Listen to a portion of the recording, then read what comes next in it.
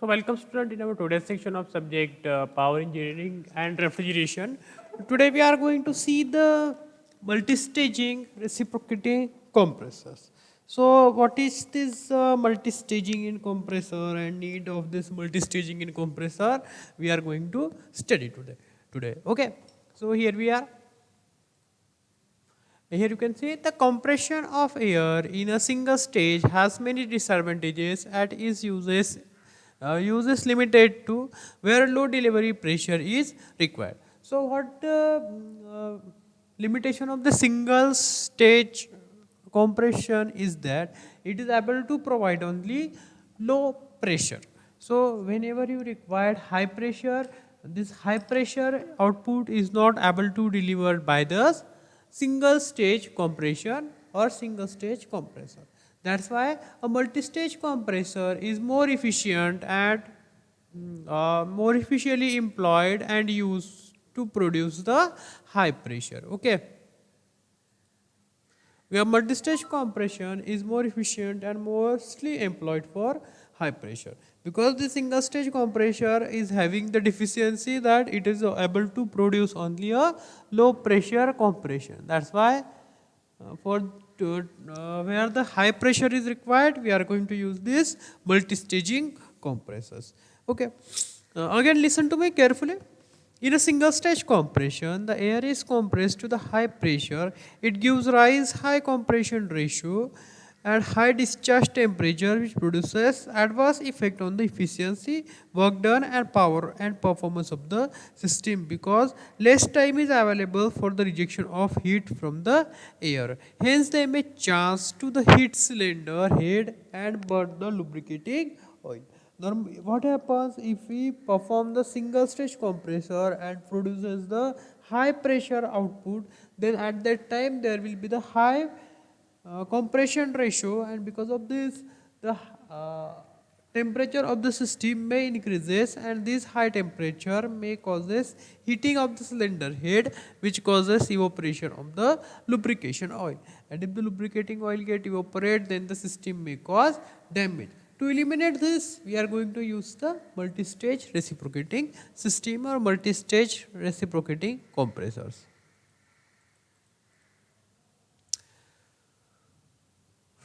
So here, how we are going to use this multi-stage compressor, or what will be the diagram for this? So here in this image you can see this multi-stage reciprocating compressor.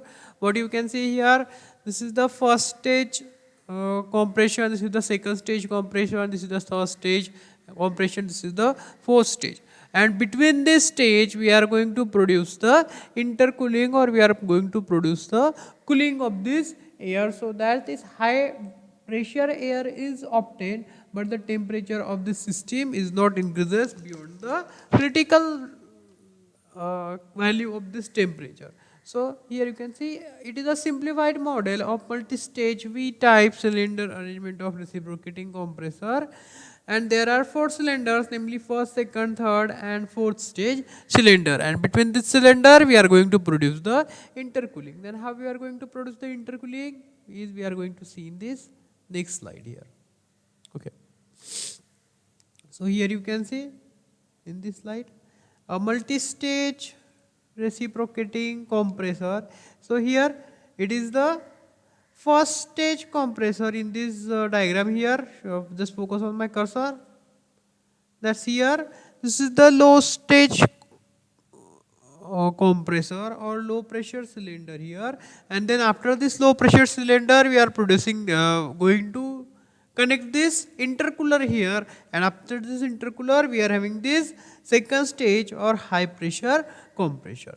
If we draw this on this PV diagram, then you can see this is the intake pressure, this increases the pressure but reduces the volume. So you can say the compression is going on there, and at the end of this low pressure compression we are going to use this intercooler. Intercooler what did intercooler reduces the temperature at constant pressure of this outcoming airs. That's why there is a small reduction in this temperature. Here you can see intercool temperature is reduced at the constant pressure, and then after this air enters into this high pressure stage or second stage, and after this the pressure is again starts to increase here, and at this high pressure we get this delivery pressure, or the pressure we obtain at the end of this high second stage compressor is high as compared to the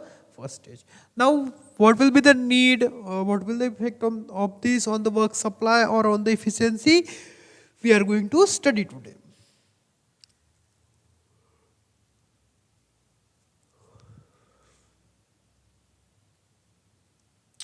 Again, this is the some practical presentation of this two-stage compression, where you can see two compressors are there, two compressing cylinders are there, and between this we are going to use the intercooler.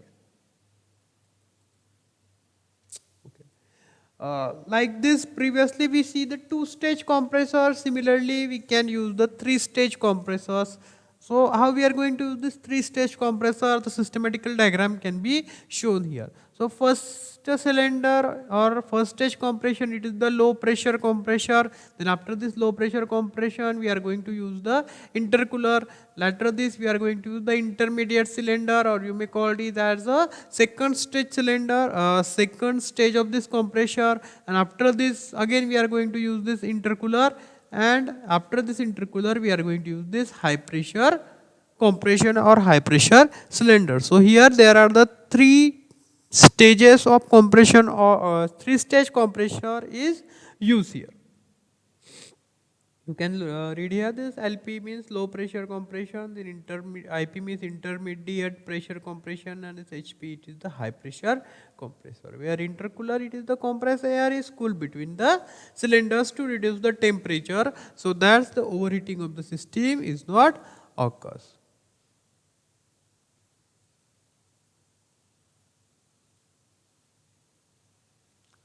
Then here you can see this is the multi-stage reciprocating compressor. It is a two-stage reciprocating compressor, where if you can see here this 1, 4, 7 and 8, this is the work done by the low pressure compressor. Here you can see 8, 1, 8, then 1, then 4 and 7. This is the work done by this low pressure compression. And when we are not providing this intercooling, then high pressure compressor work done should be this 7, then 4, then 5 and 6 here. Here you can see this high pressure work done is 7, 4, 5 and 6 here. 7, then 4, then 5 and then 6. Okay.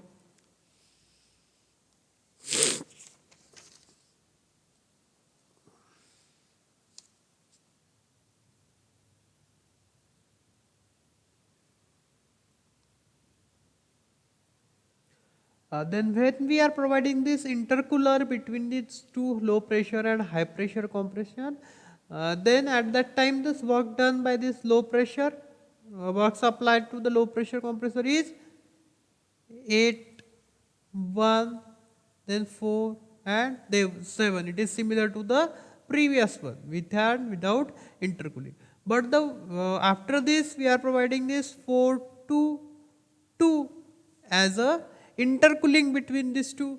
That's why this work done by this high pressure compressor becomes 7, then 2, then 3 and 6. Here you can see work done provided to high pressure compressor is 7, 2, 7, then 2, then 3 and 6. Then the difference between this work required without intercooling and work required with intercooling is here, that this 2, 4, 6, 5 and 3. Here this 2, then 4, then this 5 and this 3. This this H lines are making here this area. It is the difference between the work which need to be supplied with intercooler and without intercooler, and this is the saving of the work of this in this multi-staging system. If we providing multi-staging with intercooler, then this kind of work is saved here. So here under the area 2, 4, 5 and 3, it is the saving of work which need to be supplied during the single stage intercooling and multi-stage compression and single stage compressor. So the area under this hatching line, it is the difference between the work which need to be supplied for the single stage compression and multi-stage compression with intercooling is provided there. Okay. Again we are going to learn these two definitions here. Perfect intercooling. A perfect intercooling can be defined as after initial compression of low pressure cylinder, air is cooled by the intercooler to its original temperature before entering the HP cylinder. Here what is happening? The temperature, if T1 is equals to T2, then it is the perfect intercooling. Means what? The temperature reduces by this intercooler is made equals to the temperature which is entering to the low pressure compression here. Okay, so that's why this point 1 and 2 are on the same isothermal lines. These are the temperature line. The dotted line is the isothermal temperature lines here. That's why this temperature, when this temperature T2 is equals to T1, then it will be the perfect intercooling by the intercooler, and if it is not happening, then it will be the imperfect intercooling. Now we are going to again discuss this same topic, multi-stage reciprocating compressor. Okay, so there are several disadvantages to compress the air at high pressure in a single cylinder. The air is compressed by more than one cylinder in a series in a single stage compressor. If the pressure ratio is increases, the volumetric efficiency decreases. Here we are going to discuss the disadvantages of this multi-staging compressor, that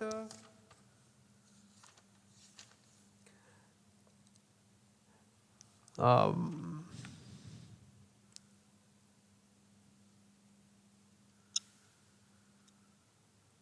there is a loss in this volumetric efficiency due to this multi-staging. Again, there are some disadvantages of this multi-staging compressor is that the unit construction is more complicated because we need to provide the intercooler between the cylinders, and again this initial cost is more. Initial cost of this multi-stage reciprocating compressor is more as compared with the single stage compression.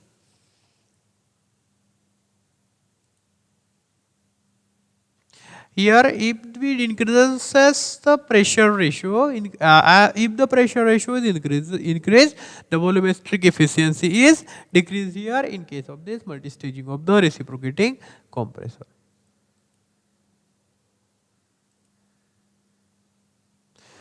Now we are going to see the advantages of this multi-stage reciprocating compressors. Advantages here. Okay. Without intercooling, the curve of compression will follow the path, hence the saving of work input due to the intercooling. I already showed you that by providing the intercooling, we are going to save the work. The area which I showed you under the hatching line, it is the saving of the work supplied to the system. Then here volumetric efficiency increases due to the smaller pressure range as the effect of expansion of air in the clearance volume is less. Less shaft power is required for the given pressure ratio due to the saving in the work input. So as the work supplied for the system reduces, that's why less power is required to run the shaft or to run the system. Okay. Then due to the smaller working temperature, better lubricating effect is provided. Then better mechanical balance and smoother torque angle diagram is obtained. A multiple compressor, the low pressure cylinder is lighter. Then there is a high leakage problem due to less pressure difference for each stage. The leakage problem is also small in case of the multi-staging of this system.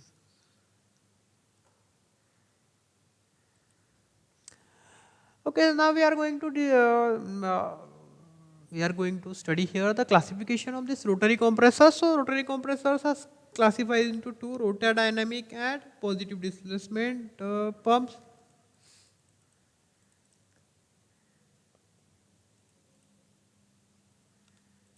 Then positive displacement pumps are further classified into the root blowers, then vent types, and the screw blower. This positive displacement pump, we already discussed this topic, that they are having the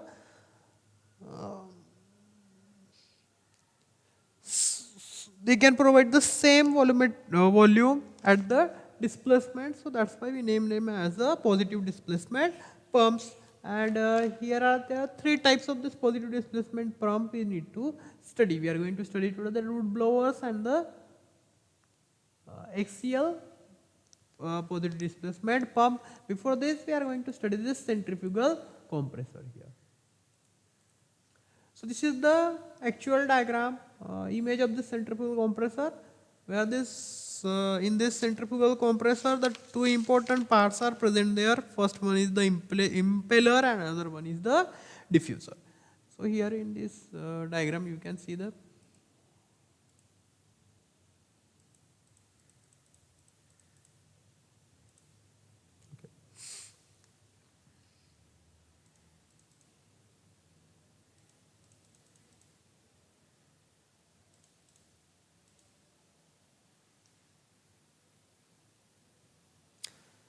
this central rotating part is the impeller, and around this diffuser is present there. So, okay, a general arrangement of this compressor is similar to the centrifugal pump as shown in the figure components of centrifugal compressor. It consists of a rotating element called as impeller. Through this impeller, the air is sucked inside this compressor here, and by the diffuser, we are going to reduce its velocity and increase the pressure. Okay. So it consists of a rotating element called impeller and a volute casing. Impeller rotates at very high speed, maybe 3000 rotation per minute. The air enters into the compressor through the suction eye of the impeller. Here the impeller is used to suck the air inside the compressor.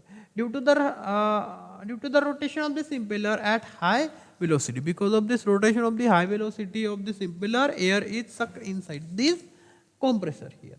Okay. Then this air at high velocity enters into the diffuser ring. Diffuser, it is the another part of this compressor. The diffuser blade of the diffuser ring are so shaped that they provides an increase in the area of the passage to the air, which is passing outward, due to which the velocity of air leaving the impeller is reduces and the pressure is increases there. The high pressure air then flows to the divergent passage of the volute casing in the velocity. Air is further reduced due to the increase in the cross sectional area of volute casing, causing very small rise in the pressure from this casing, causing very small rise in the pressure, from the casing, the compressor, and then air leads to the exit pipe. Here what is happening, the air coming through this compressor by this impeller, because it is rotating at very high speed, and this air is then moved to the diffuser, which is arranged in such a way that the area keeps on increasing, and because of the increase in the area, the velocity of air decreases, which causes to increase the pressure, and this air is then moves out to the out by the exit pipe there.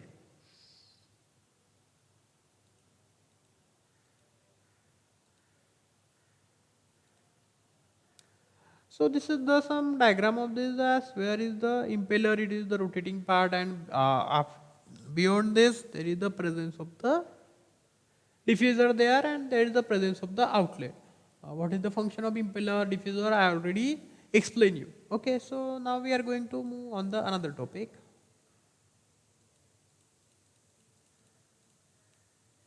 Now we are going to see the axial flow compressor. So this is the diagram for this axial flow compressor, you can see here.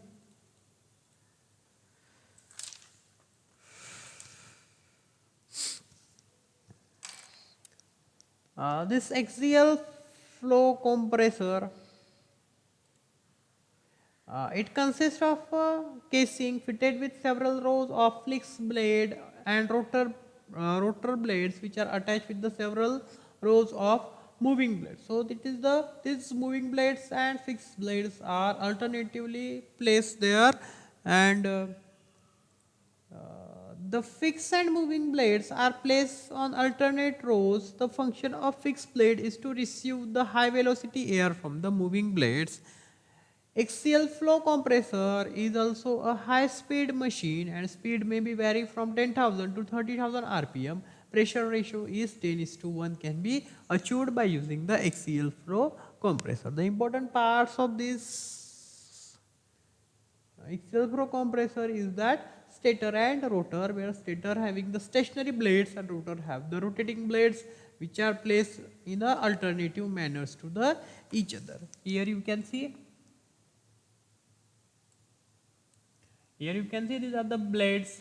Some blades are the these are the fixed blade which are connected to the casing, and these are the blades which are connected to the rotor are the moving blades, and they are connected uh, and they are placed alternative to the each other. Okay, here you can see the fixed blade connected to the casing and rotating blades are the connecting to the rotors, and they are placed there as a alternative manner. Okay.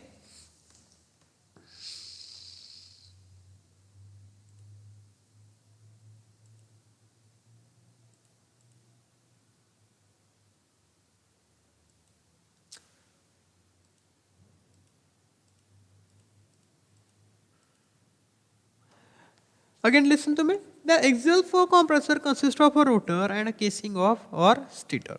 The moving blades are mounted on the rotor and fixed blade on the inner side of casing known as a stationary blades. Air enters the blades axially and leaves them in the axial direction of as shown in the figure. Here you can see.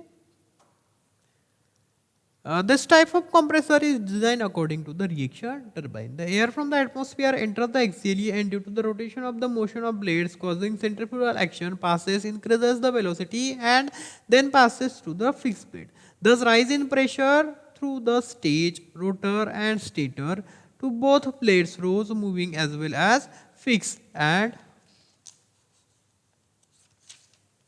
air leaves them in axial direction as shown in the figure.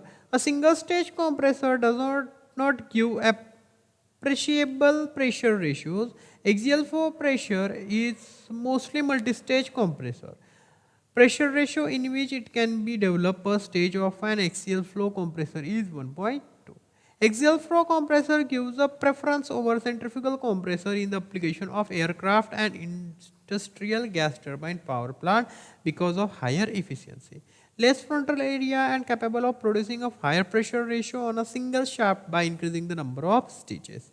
The axial flow compressor runs at low speed, high weight, higher starting torque, and sensitive to any deposit formation on blades and complicated compared with the centrifugal compressor, but it can be used in the practical life, such as aircrafts are going to use the axial flow compressor.